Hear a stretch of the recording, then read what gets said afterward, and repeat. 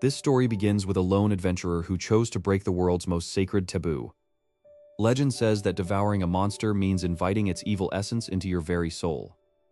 The symptoms start with elation, followed by agonizing nausea, and eventually, a gruesome death. In the frontier city of Bologna, a man named Rude is known only as a lowly miasma scavenger. He survives by gathering rare herbs in the depths of toxic labyrinths where others fear to tread. One day, he encounters a party of arrogant adventurers who seem to be tracking his every move. These men look down on Rude because he lacks any combat skills, possessing only a passive nullification ability. Desperate for a better life, Rude accepts an offer to act as a porter for a new dungeon exploration.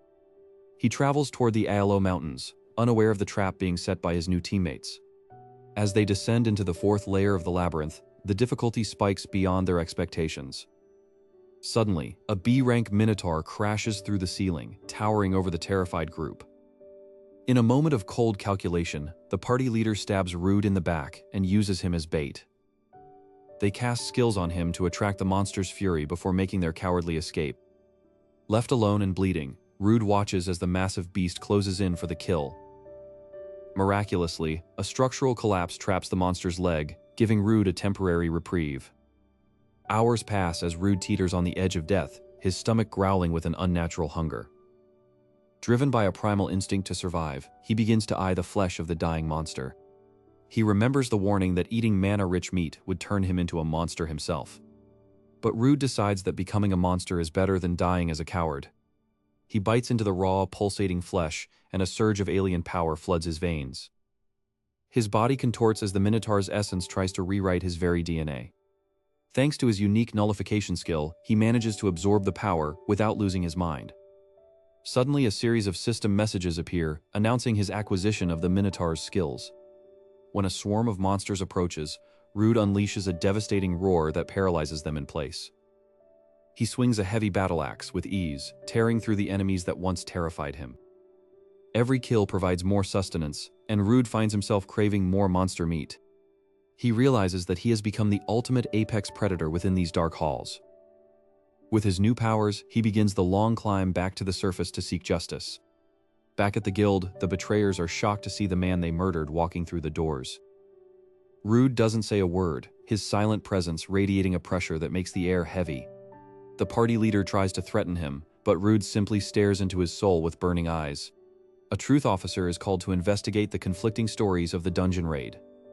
Under the gaze of truth magic, the traitors' lies are exposed for all to see. They are stripped of their ranks and led away to face a life of slavery.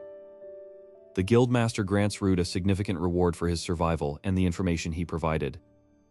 Now, with funds and power, Rude visits a local shop to purchase proper equipment.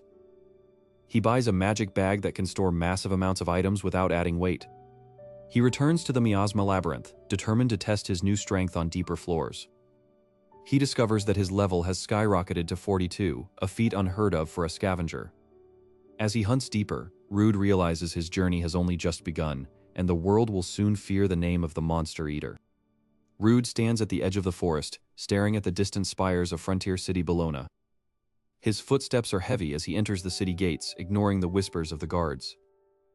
Inside the Adventurer Guild, the air is thick with the smell of ale and the sound of boisterous laughter.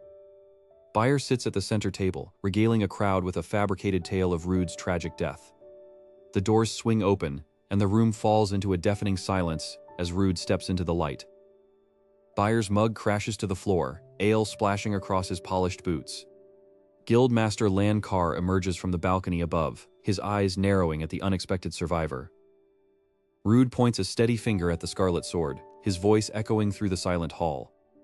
Bayer quickly recovers, putting on a mask of false concern as he approaches his former porter. He whispers a deadly warning into Rude's ear, his hand gripping the hilt of his sword. Without a word, Rude shoves the captain aside with a strength that defies his low rank.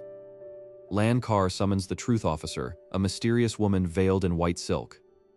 The Scarlet Sword members begin to sweat as the officer's unique skill begins to resonate. The officer declares that Rude speaks the truth, exposing the betrayal to everyone present. Enraged, Bayer draws his blade and lunges at the Truth Officer in a desperate attempt to silence the verdict. Rude moves like a blur, catching the heavy blade with his bare, reinforced hand. A single bone-shattering punch sends Bayer flying through the guild's reinforced wooden wall. With the betrayers dragged away in chains, Rude receives a hefty reward for the labyrinth's completion. He visits a local shop, purchasing a rare magic bag to carry his growing collection of monster remains. Rude returns to the Miasma Labyrinth, eager to test the limits of his newly acquired levels. He slays a miasma rat with a single flick of his wrist, his movements inhumanly fast. Deep in the 21st floor, he hears the unmistakable sound of steel clashing and magical explosions. He finds a group of sinister adventurers surrounding a wounded, silver-haired elf. Rude steps out from the shadows, his presence chilling the air around the hunters. The hunters laugh at the lone scavenger, unaware that they are facing an apex predator. Rude lunges, his sword coated in a toxic green miasma that melts through the leader's shield. He opens his mouth and exhales a cloud of paralyzing venom directly into the face of a psychopathic attacker. As the remaining hunters retreat into a poisonous swamp, Rude follows them without hesitation. His abnormal status nullification skill allows him to breathe the deadly vapors as if they were mountain air. He watches as the hunters collapse, their bodies failing under the weight of the miasma they tried to use as a shield. Returning to the chamber, Rude offers a steady hand to the fallen elf, Alicia. Alicia recognizes Rude's skills as monstrous, yet she senses no evil within him. She reveals the black curse mark on her chest, a remnant of a failed raid in the abyssal labyrinth. Rude uses his substitute skill, physically drawing the black ink from her skin into his own palm. The curse vanishes, its power neutralized by Rude's internal monstrous resistance. They celebrate their new bond at the Full Belly restaurant, Alicia enjoying the simple pleasure of a meal. Alicia proposes a partnership, seeking to regain her S-rank glory alongside this mysterious scavenger. Their peace is interrupted by a group of local thugs who previously bullied Rude. Alicia challenges them to a drinking contest, out-drinking the entire gang until they collapse in a heap. As they prepare for their next mission, Rude stares into the fire, his hunger for power only growing deeper. Far in the shadows, a mysterious scout watches them, holding a report meant for the Lord of Gular. The scout's eyes fixate on Rude's strange abilities, realizing the scavenger is no longer human. As he hunts deeper, Rude realizes his journey has only just begun, and the world will soon fear the name of the Monster Eater.